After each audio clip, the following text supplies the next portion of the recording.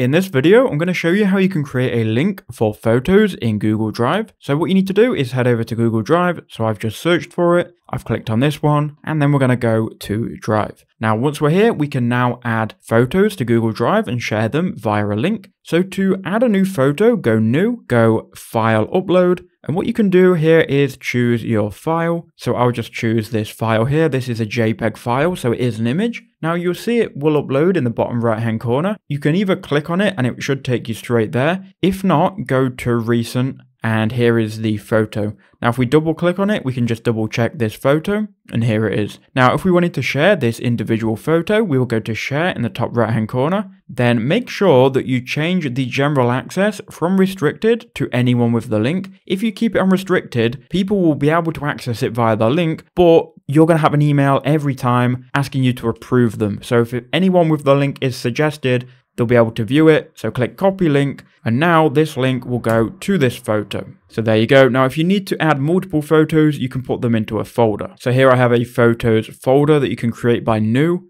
and New Folder. You can then drag your photos in, and to share a folder, you'd right click on the folder, go to Share, and you would do the exact same thing and copy the link. That's how you do it. I hope that helped you out.